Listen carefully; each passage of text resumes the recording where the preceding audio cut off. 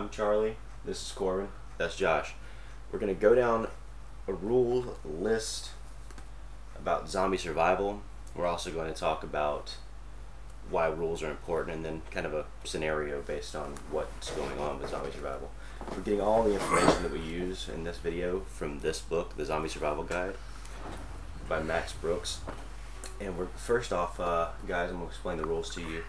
The rules are, this can only be one take. Everything's going to happen in one take. The camera's going to autofocus kind of thing it does. I don't know why. It's goofed. So we're going to go one take.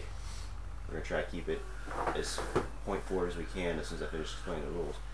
And give everybody a turn to talk about the rules. Yeah. Alright, so this is the top 10 lessons for surviving a zombie attack.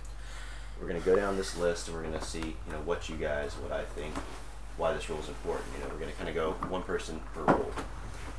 So first we're going to go organize before they rise. So either one of you got an idea of what that means, what that may mean, organize before they rise? Stock up on stuff you need. Like what?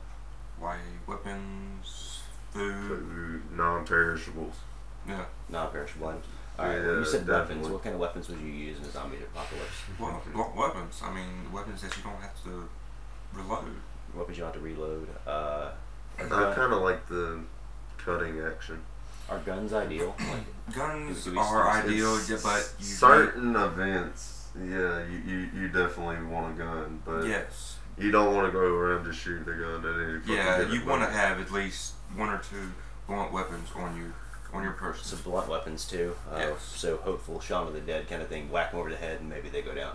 Yeah, if you can hit them hard enough, but after a while your arm would get tired, and usually with a blade it's meant to be struck several times. It's easier to swing. Right. A blunt object, however, can get heavy and You need to learn how to sharpen a Need the blade force. too, because after a while of using a blade, if you don't sharpen it, it just gets blunt and then it's just a whack. In my opinion, a person that don't know how to sharpen a weapon is kind of retarded. So so what we're gonna say is organize before they rise means get non-perishables, get weapons. one second, yes. What you said, sharpening a weapon. If you don't know how to sharpen a weapon, you're fucking dead. If you don't know how to use one, you're dead. If you're too fucking squeamish to use a weapon, you're dead. Yeah. Right. Something like that, you gotta grow some fucking balls and Just do do what it. you gotta do to Just do survive. it, yeah. Not up or shut up. All right, now number 2. Living or dead, take it out, Number 2, they feel no fear. Why should you? What does that mean? Exactly. explains itself. Exactly what it says. They're gonna come after you whether you run or not. Shit, they got pretty much endless stamina for all we know. Right. You up and don't fight. know if it's gonna be a stumbler or a runner. Or, God What? forbid we're talking Left 4 Dead zombies, because then you're kind of screwed if you go to run. I know specials, man, specials. Specials. The hunter. All right. Use your head. Cut off theirs. So it's basically, kind of like we're going back to the blunt and sharp object idea. Use sharp weapons. Keep them sharp, because if you cut off their head, you sever the brainstem. They're done. Hopefully, unless we're talking Night of the Living Dead zombies, then you cut their head off. The rest of them keeps moving. Their head keeps moving, and then you're just fucked. All right. So again, we're going to. Or Resident Evil 4 and 5. 4, they You weren't lop their zombies. head off, that weird ass tentacle shit comes out of there.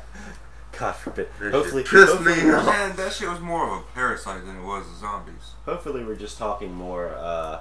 I'm hoping we're just talking more like Shaun of the Dead zombies. Yeah, the stupid kind, not the weird The fucking, dumb. they'll throw shit at The you. dumb, gonna stumble around, kind of zombie. Yeah. I mean, you're gonna have hostile people, you don't want a hostile, whatever the fuck that is.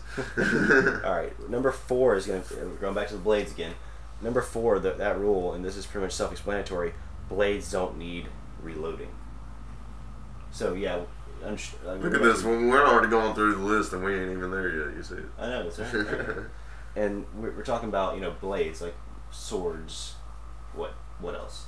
We got swords. You gotta have the combat knife. Combat knife. I mean, it's a good sturdy weapon.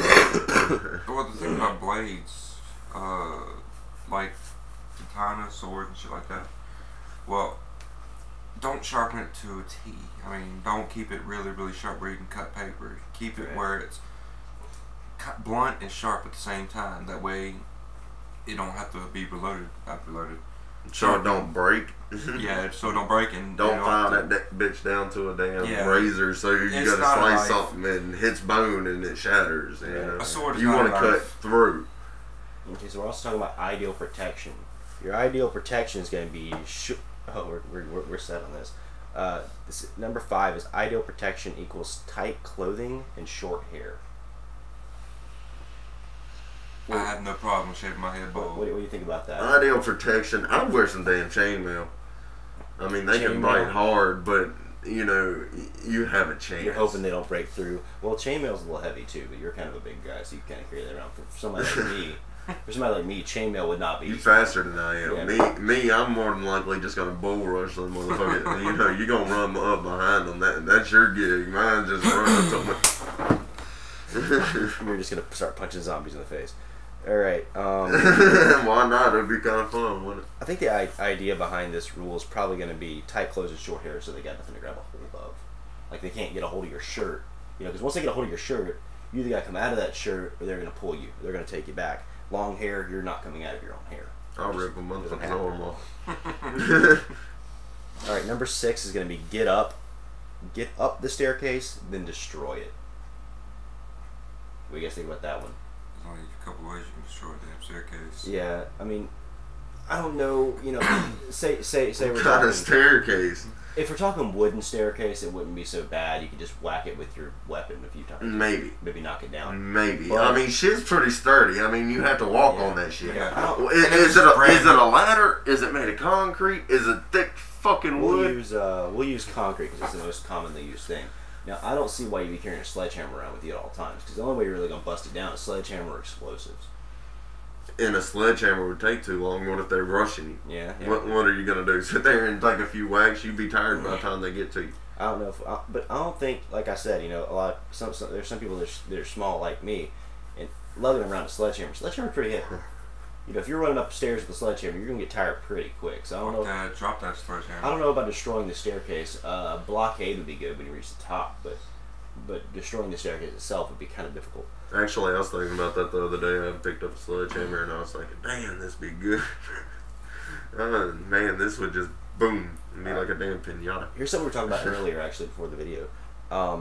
Number 7 is get out of the car, get onto the bike. We were having this conversation earlier about bicycles versus vehicles. We were talking about motorcycles, bikes, cars. So you brought up a bunch of good points, Corbin. So I'm gonna let you start on this one because this is gonna be a long. Really, I see it as a necessary factor in some situations. Say, you're being surrounded by them already. Okay, right. You need a quick escape. There's no way you're going to outrun this. If you can find a car real quick, you know how to hotwire or not, I don't fucking know.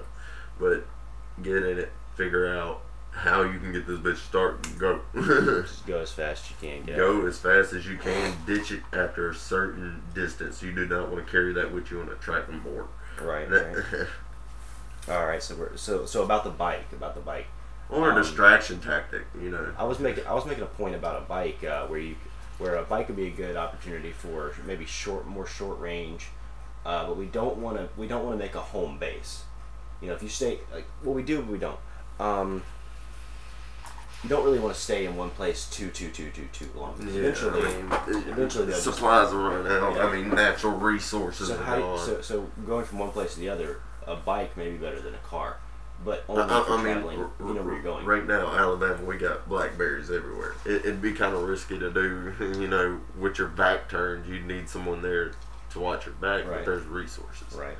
But when we're talking about going from one place to the other, I think a bike may be better because if we look at any zombie movie at all, there's always that cut scene where they're overhead, you know, above the bridge or something, and there's a big car pileup. Car's not going to get through that unless you're driving a monster truck, and good luck finding one of those. But a bike can swerve in between the vehicles. But at the same time, it is kind of risky because in between the vehicles, zombies may be hanging out. You can't really see them in the first place. The bike you're talking about, are you talking about a motorbike or just like a Schwinn or a. Well, you have to think a motorbike still has noise. It can get through that shit though. So